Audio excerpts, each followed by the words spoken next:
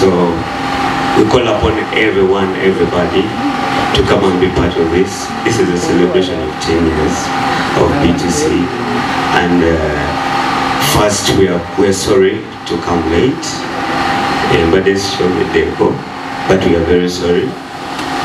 Those that we're gonna next time so tuita buli muntu buli omu aje, because this is a celebration. Let's come and celebrate lives.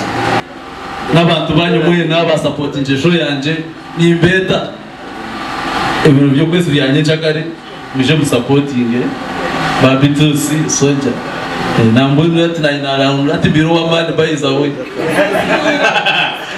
biro wa man ati na ndiko kuchireba ati wala naye kaka chaka jati rudi ustamani ba biro wa man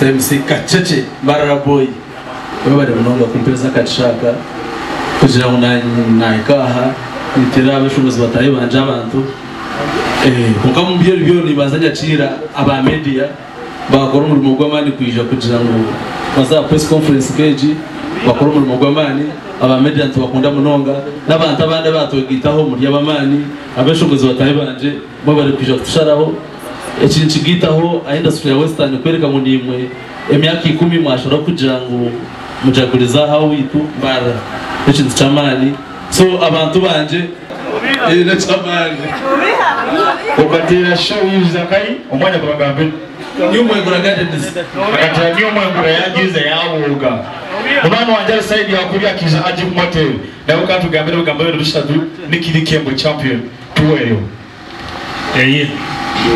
amanyife batuyigiriza icyo bayite empisa tuboyogera ne bakama abo na bus tukira tu show them respect musibire kurungi. I just love this kubanga burusheberawo mwinengeri jemu muraga unity media personalities. Thank you so much. Obamba kubire ko mungalo bana mwe kubire ko mungalo because mwina solidarity je mutaddewo mwine bintu byamani ebi muri mu guitar industry. We really appreciate your big work. BT Soldiers, Kampala Boys, mwebale kwijomuka tubate tumaze banga nga tufuna bayimbi obate tufuna shows okuva mbayimbi be Kampala mwabaze wakakitegeza namwe muri bana bachi tubanirize waka bambitani kirikembo era ninyeta buri muhajizi wanje buri muhajizi wa music buri muhajizi buri muntu wena akunda ekibakweta entertainment izo banira nchaka letali okurango kundi. Please come be part of us. We have a lot of entertainments, we have a lot of fun, we have a lot of burichumechon. Just come early as I've told you. Shahemwe tubetu akozile chitwijize University Inn haza mulinde tumrebe chiturabakore nibeto mbwinji kandi nshaba nimwe ba bloggers kumura kwate content echi tujanike buchirekare kampani ngabita ba. They are coming as a surprise, but for now it's a celebration for the Kampala Boys B2C. Mwebe munonga bana watu mula abaza kusawa munana nero because babagala nyine bagamba katuba kume wona banagira tusobora kubanga tuba coveringa tuposi.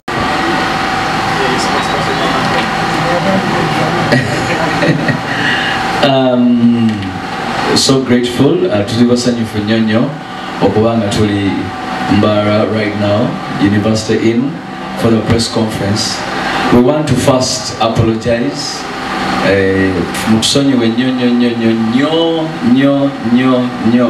for coming late. Gatematu said that we communicated the time that we didn't catch. Musasire mutusonyiwe munyampora kam batanga musasire muno. Yeah, we are so happy, so grateful tuli basanyifu nnyo okubanga tuli wano olwaleero celebrating 10 years. For the last 10 years we've had 3 concerts. This is the 3rd one in Mbara. Buli tukola concert tujja Mbara netekayo concert. So this time round is special. We are doing it bigger and better at the University Inn here. era nga tuli basanyufu nnyo okuba nga tuli mu maaso ga bannamawulire nga tuli mu maaso ga bafanzi baffe abali mu kutulaba abali ku live abali buli wamu mu Mbarara buli Western Uganda mwenna kyakalemu ffenna okuva batandika otuwagira paka olunaku lwaleero obuyimba bwo tugenda bukuyimbira bonna. Very good production, very good stage. It's going to be very, very special. It's a special day. Era nga ndi musanyufu nnyo, ebigambo byandibadde bingi naye bitono. One thing I'm assuring you is we're going to sing your favorite songs tomorrow. I wanna feel your body, tattoo your name on my face.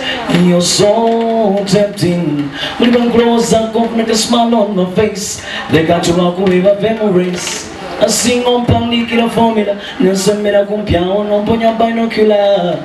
I'm a student, Yakuiga. No so mess up, no so mess a singular. So, big up with yourself, everybody's gonna turn up. But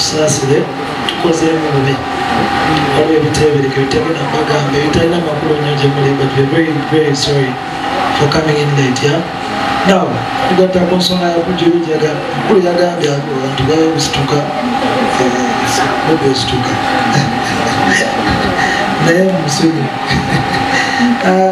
for the very third time here, we are in your city, we are in our city, and I want to thank everyone who's part of this big industry in Western Uganda.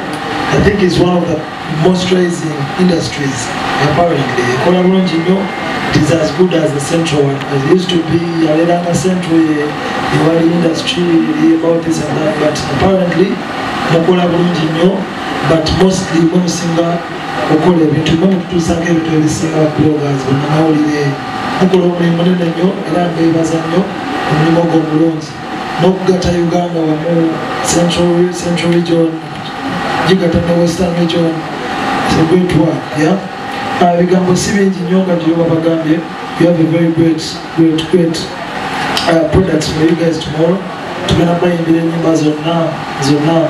So we urge you guys to come very early tomorrow. Come to the show very early. Just sit down, enjoy with us. Our friends are going to come through with us. We're going to communicate with our singer. Smile over, don't take it down. Going to pass back. So it's going to be a good time for us tomorrow. Come please, come. We enjoy the celebration together. Thank you so much and big up on yourself.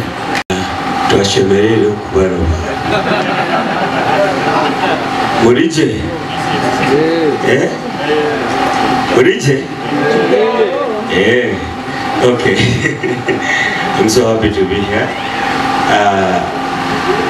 Today is going to be our third time to be in Mbarara, and we are excited to be here because whenever we do a concert, what we think about first is we have to go back home. This is home, and whenever we're in Mbarara, we feel at home. So we call upon everybody to come and be part of this. This is a celebration of 10 years of B2C, and first we are sorry to come late, but this show the deco, but we are very sorry. Those are going to next time to see so tuita buli muntu buli omu aje, because this is a celebration. Let's come and celebrate lives. Many abantu baba celebrating our food day. If someone does good for you, please celebrate that person. Ngachali mulamu. Obo manyi bituse kuyimbira obuyimba obulungi. Obo manyi kukolera ebirungi. Obo manyi kufunidde omwagalwa. Obo manyi ekolera ebirungi efe gye tutamanyi, because tetuyimbira myoyo. Tuyimba music n'abakolera. So obo manyi bituse kukolera ekirungi. You come and celebrate us. And we all celebrate together, because this is not only B2C celebrating 10 years. Kino twakikoze ng'omukolo nti buli omu asobola okujja na celebratinga oba 5 years ng'alina omwagalwa we, oba 3 months ng'alina omwagalwa we, oba ku mulimu gwonna celebratinga ne boss wo. So you come to celebrate. It's just a celebration. So I'm happy to be here. nze tuzze mu budde bukyali because you want to be ready. Tuzze mu time.